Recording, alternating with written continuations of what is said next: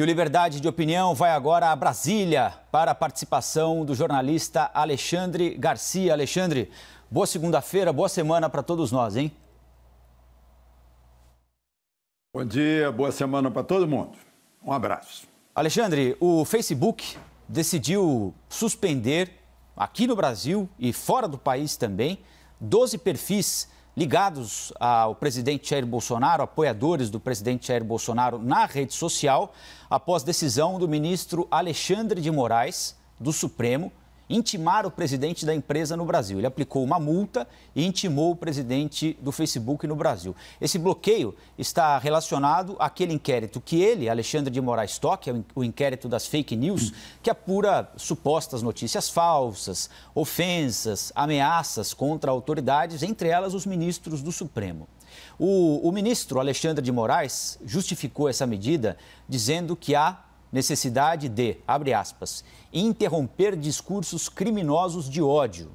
Ao mesmo tempo em que ocorreu essa decisão tomada pelo Facebook internacionalmente a partir do Supremo Tribunal Federal, o presidente da Câmara, Rodrigo Maia, anunciou que deve acelerar o andamento do projeto de lei conhecido como PL das fake news na Câmara, depois de uma série de ataques que personalidades estão sofrendo também no Twitter, no Facebook, Telegram, Instagram, em todas as redes sociais.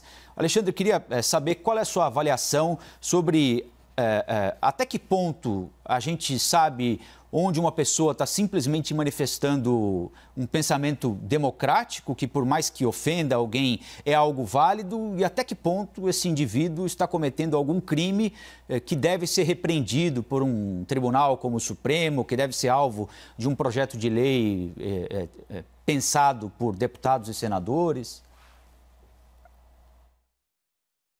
Parece que depende da cabeça da autoridade que está aplicando, né? Imagina Tiradentes e seu grupo, né? Estão conspirando contra a coroa, o que é corta a cabeça de todo mundo, esquarteja o Tiradentes, enforca o Tiradentes, né? Depende da concepção da autoridade, inclusive que saia do devido processo legal. A gente vê que esse processo do Supremo, eu sei que isso todo mundo sabe, eu vou repetir, mas não entrou o Ministério Público como manda a Constituição, ou seja, o próprio Supremo é a vítima, fez o inquérito, está investigando e vai chegar a conclusões, né? Já prendeu jornalista, já fez parar jornal, já apreendeu revista digital, né? E agora estende seu poder para o mundo, né? É tudo muito estranho. A nota do Facebook, inclusive o Facebook quis evitar constrangimento para o seu representante no Brasil, mas a nota diz: a mais recente ordem judicial é extrema. Eles usaram aí um eufemismo, né? Representando riscos à liberdade de expressão fora da jurisdição brasileira e em conflito com leis e jurisdições ao redor do mundo. É a lei brasileira se impondo às leis de liberdade de expressão e de opinião no mundo, né? Um grupo de gente do Ministério Público, o Pró-Sociedade, foi à Corte Interamericana de Direitos Humanos, não vai adiantar nada, mas vai ser simbólico, né? Exigindo que o Brasil cumpra o Pacto de São José da Costa Rica de Direitos Humanos. Vários artigos ali eles citaram, o artigo 8º, artigo 11, artigo 15... artigo 16, né? Artigo 7º da Declaração de Direitos Humanos, sobre liberdade de expressão, a inviolabilidade da família, da casa, do domicílio, né? A não censura prévia, a capacidade de trabalho, né? Eu acho que o Supremo bem que poderia ter uma saída honrosa nisso, porque está afundando cada vez mais nessa história, né? E outra coisa, lá na Câmara e no Senado, parece que a prioridade o Senado votou rapidamente essa tal de lei da mordaça, lei da fake news, né? Gente, olha, eu tinha 11 anos de idade quando eu vi uma grande fake news, né? Que era o disco voador na Barra da Tijuca, com fotografias falsificadas na revista O Cruzeiro, que era a revista de maior circulação do país. Isso vem de longe. não é de agora, mas aí deram um nome inglês para ver se eliminam a concorrência. Eu acho que tem que se adaptar. Isso é modernidade. O mundo digital não vai voltar para trás, só vai para frente. Então as pessoas têm que se aceitarem esse novo tipo de democracia. Há excessos, a democracia tem excessos e, felizmente, a democracia também tem os instrumentos para eliminar os excessos, né? Eu não tinha ainda 1 mês de idade quando o Código Penal foi editado, né, no governo Vargas, né, estabelecendo os crimes de injúria, calúnia, difamação. Tem a Lei de Segurança Nacional, né? Se houver realmente uma conspiração para fechar o Supremo, fechar o Congresso Nacional e dar golpe militar, né, isso é gravíssimo. Né? Agora, isso não deve ser confundido, uma conspiração, com liberdade de expressão, com desabafo das pessoas, com xingamento das pessoas, que tem limite o xingamento, claro que tem limite. A ameaça está aí, ameaçou, pega aquele que ameaçou. Né? Todos nós sofremos. Eu estou na rede social, eu tenho quase 3 milhões de seguidores no Twitter, quase 2 milhões no YouTube, e a gente vê isso, mas é o dia a dia. Né? Interessante que os políticos, aqueles que estão sujeitos ao voto, têm jogo de cintura para aguentar isso. Agora, o poder que não tem voto, parece que não tem jogo de cintura para aguentar isso. Eu acho que a gente tem que pensar a respeito dessa democracia que surge. É uma grande praça em que todo mundo grita, que todo mundo dá o seu palpite, a sua opinião, né? a sua expressão e até desabafa. Talvez os psicólogos sabem que o desabafo, o grito, é melhor do que o soco, né? É melhor que a violência física, né? Se houver violência física, se alguém estiver contrariando a Constituição, por exemplo, a Constituição diz que não se admite o anonimato. Então, o robô tem que ter nome de gente que existe. Né? Claro, óbvio, né? Está lá na Constituição isso. Né? Então, eu acho que nós felizmente, temos instrumentos para isso e a gente não precisa adotar métodos de totalitarismo. Alexandre, queria trocar de assunto com você, falar um pouquinho sobre aviação, que eu sei que é um assunto que te interessa bastante também. Aviação e economia, né? Duas coisas misturadas aqui, porque o setor de aviação foi violentamente impactado pela pandemia, né? E a Latam, a companhia aérea Latam, vai iniciar um processo de demissão de, no mínimo, 2.700 pilotos e comissários. Um corte que corresponde a mais ou menos 40% do total de tripulantes, de acordo com o Sindicato Nacional dos Aeronautas. A empresa diz que essa decisão foi tomada depois de chegar à conclusão de que não havia mais como avançar na negociação com o Sindicato dos Aeronautas. Há algumas semanas, o presidente da Latam deu uma entrevista para a gente aqui ao CNN Brasil Business e disse que há perspectiva de compartilhamento de rotas entre a Latam, a Azul e a Gol, as 3 grandes empresas aéreas brasileiras, e que esse poderia ser o início de um relacionamento que poderia, ele não descartou pelo menos a possibilidade de uma fusão entre essas empresas. Qual é a saída para o setor aéreo brasileiro neste momento, Alexandre?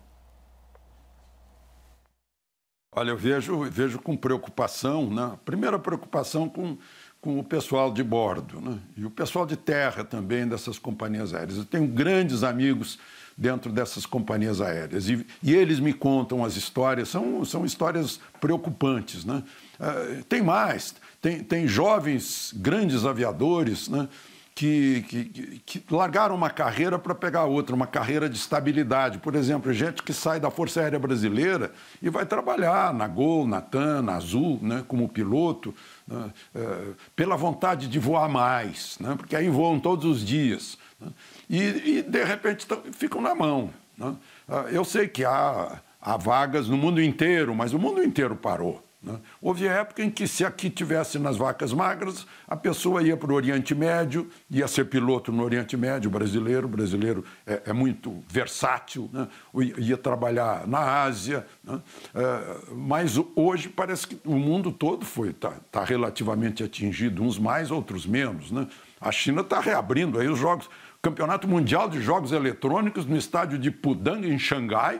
Agora, em dia 25 de setembro, no mês que vem, tudo aberto, né? Mas, enfim, aí eu vejo com preocupação o pessoal, né? Em primeiro lugar, o pessoal. Em segundo lugar, me preocupa também como passageiro. Eu acho que monopólio vai prejudicar o passageiro. O passageiro vai pagar o preço de passagem que o monopólio quiser, né? Se houver fusão, né? E aí outra pergunta, né? Aí vai dinheiro do BNDES e tal, se for empréstimo, tudo bem se for empréstimo. A doação é que não pode, né? Porque afinal nós estamos numa economia liberal, né? Assistencialismo também não pode servir. O Brasil investiu muito em aeroportos por aí, fez muito contrato de concessão de aeroportos, criação de aeroportos menores. Agora mesmo, o presidente Bolsonaro, semana passada, desceu num aeroporto recém-feito lá no Piauí, né? Então, está cheio de aeroportos assim. É preciso tomar muito cuidado. As companhias do continente latino-americano têm se reunido, se não me engano, na cidade do Panamá, né, com frequência. Eu recebo relatório de lá. Eles estão analisando as saídas para o problema, né? E tem que encontrar saída, porque, por enquanto, inclusive, não há demanda tão grande assim, né? O turismo foi afetado, as pessoas evitam respirar, mesmo que eu sei que as companhias aéreas estão adotando filtros maravilhosos que superam, inclusive, a máscara, né? Dando segurança, aumentaram o bendito espaço para quem tem 1,82 m como eu, né, que sofre dentro de avião apertado, né? Aumentaram esse espaço para distanciar as pessoas, mas mesmo assim a demanda está lá embaixo, né? Enquanto eu estou conversando com vocês aqui, passaram só 2 aviões aí em cima, né, que eu acompanho, como eu disse o outro dia, o pessoal que vai para o quadrante norte passa por aqui, né? Mas então, resumindo, temos que tomar cuidado. Tem o CAD para cuidar disso, né? Tem a ANAC, que também vê essa história. Tomar cuidado com fusões, ainda que fusões informais, né? Para que o passageiro não seja prejudicado, né? E, inclusive, eu sei que a tendência é aumentar o preço da passagem para suprir todo o prejuízo que as companhias tiveram, né? Mas eu acho que, em primeiro lugar, os interesses de quem usa, né, de quem sustenta as companhias aéreas. Os antigos passageiros da ponte aérea Rio-São Paulo, não é, Alexandre? Quando ela funcionava nesse mesmo sistema entre a Varig, a VASP e a Transbrasil, se lembram bem de como a falta de competição pode prejudicá-los, né? Porque o preço era estabelecido pelo monopólio ali e para voar entre Congonhas e Santos Dumont era pelo preço que essas 3 empresas queriam, né? Não havia muita opção até o final ali da década de 90, né? Sabe, Colombo, que muita gente hoje está viajando do Rio para São Paulo e vice-versa de carro, com carro próprio, né? Porque se sente mais seguro, é uma questão de... As pessoas foram assustadas a respeito, né? Mais tarde a gente vai ter os esclarecimentos sobre tudo isso, né? Eu digo isso porque eu estou com o pé atrás depois que eu vi o relatório dos Médicos por la Verdad, que se reuniram lá na Espanha, Médicos pela Verdade, né? Cerca de 400 do mundo inteiro, e discutindo o fundo político dessa pandemia, né? O lado político. Então, mas isso, mais tarde a gente vai derramar uma água cristalina sobre esse período pelo qual estamos passando. Bom, o leilão do 5G no Brasil é um novo capítulo, uma disputa entre China e Estados Unidos. A participação da Huawei, empresa chinesa, tem sido tema de discórdia, briga pela frequência, que promete um salto tecnológico para a gente aqui no Brasil. Em jogo, cerca de 180 bilhões de reais em investimentos. O presidente americano Donald Trump, é claro, está fazendo campanha mundial contra o grupo Huawei, desde que uma executiva da companhia, que é filha do fundador, foi presa no Canadá. Ela foi acusada de supostamente violar a lei de sanções dos Estados Unidos. E os americanos ameaçam bloquear parcerias no setor de inteligência com governos que não limitarem a participação dos chineses nos seus leilões. O nosso está marcado, a princípio, para o ano que vem. Alexandre, como é que você avalia essa disputa em solo brasileiro entre americanos e chineses pelo nosso 5G? Bom, em primeiro lugar, para o Brasil, eu diria que temos que seguir um princípio do Deng Xiaoping, né? Não importa a cor do gato, desde que ele casse o rato, né? Se for uma coisa que vai beneficiar o país, ótimo, né? Não importa a cor, né? Tem as cores da bandeira americana ou as cores da bandeira chinesa. Bom, isso em primeiro lugar. Em segundo lugar, é óbvio que os americanos não querem que o Brasil sirva como uma espécie de ralo, né? Por onde possam sair informações americanas e ir para um sistema chinês, né? Certamente os grandes da espionagem internacional estão de olho nisso, trabalham nisso, né? Em cima da nossa, talvez, ingenuidade, né? E depois tem outra coisa também, essa guerra Estados Unidos e China, que estão chamando Nova Guerra Fria e tal, vai durar até a eleição, né? Tem muito de conteúdo eleitoral nisso aí. Eleição nos Estados Unidos, é claro, né? Então, depois passa. Depois a gente vai discutir de cabeça mais fria, né? O governo brasileiro, a tendência do governo brasileiro é ficar do lado dos aliados tradicionais aqui do mesmo continente, né? Mas também há interesses econômicos e comerciais com a China, né? E eu gostaria de terminar essas considerações aqui sobre esse caso, que vai ser decidido lá no ano que vem, né? Ainda muita coisa ainda precisa sedimentar, né? Lamentando que quando eu era jovem, nós estávamos longe à frente da China, estávamos longe. E nós temos um potencial maravilhoso para estarmos à frente da China. Mas a China está longe à nossa frente, né, nessas últimas décadas. A China não teve preconceitos e mandou seus estudantes para os Estados Unidos, para a meca do capitalismo, para mudarem a cabeça e se prepararem para o novo mundo. E se prepararam. E aí está o resultado. A pandemia, né, Alexandre, mudando de assunto um pouquinho, inviabilizou o funcionamento de algumas comissões temáticas no Congresso.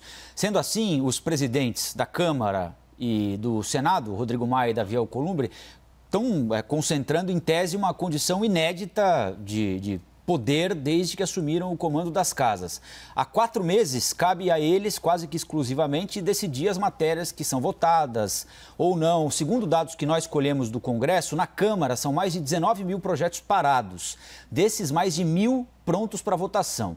E ainda são 25 comissões permanentes paralisadas. No Senado, mais de 2.800 propostas e mais de 600 aguardando só votação. Além disso, com as comissões paradas, o Poder Legislativo, em tese, perde força para fiscalizar o Executivo. Com essa paralisação, Alexandre, o Maia e o Alcolumbre, os presidentes das casas, ganham força, ganham mais poder de decisão na agenda política do país. É um momento especial do Congresso, do ponto de vista de força política, na sua avaliação, ou não, Alexandre?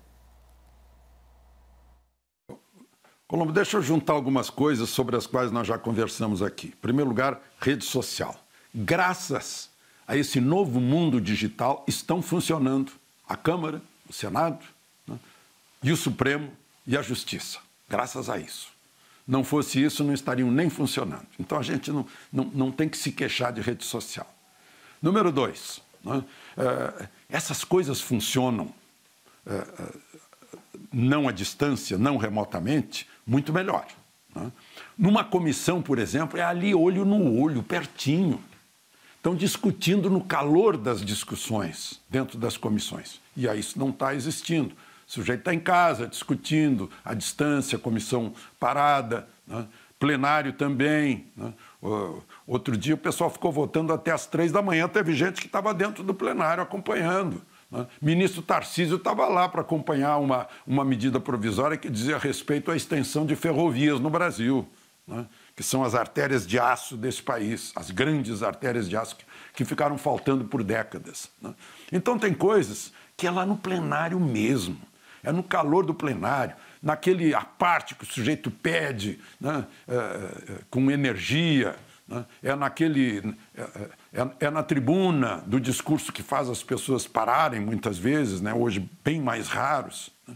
Então, tem isso também, que aí fica o poder concentrado nos dois, né?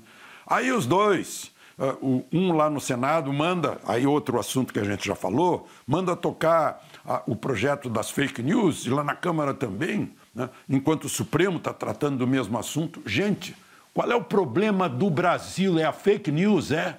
A fake news que é o problema do Brasil hoje? Ou é a economia parada, com empregos destroçados, empresas fechando, né? O vírus matando? Ou é esse?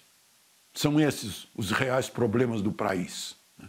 Então vamos deixar de vaidade de lado, alguns, né? Outros vamos deixar um pouquinho de pensar na sucessão lá na Câmara, que é em fevereiro, e vamos pensar nos reais problemas do país e tratar de resolvê-los. Vocês estão a serviço do país, do povo brasileiro, não estão a serviço de suas vaidades, né? de suas jurisdições, de seus poderes. Então eu acho que está todo mundo pensando já na Câmara, né? O Centrão se movimentando por causa da eleição do presidente da Câmara, né? E estão deixando o resto de lado. Reforma tributária, outros assuntos, isso aí não diz respeito à sucessão aqui. O do Senado está querendo ficar, o da Câmara quer eleger o sucessor, né? Vamos pensar no povo brasileiro que os botou lá e que os sustenta, né? O povo os nomeou e o povo os sustenta, né? Temos que pensar nisso, em primeiro lugar. O real problema do Brasil são os empregos destroçados, as empresas fechadas e as vidas ceifadas, e não as vaidades e os poderes pessoais. Colombo. Alexandre, boa semana, hein? Até amanhã. Até amanhã.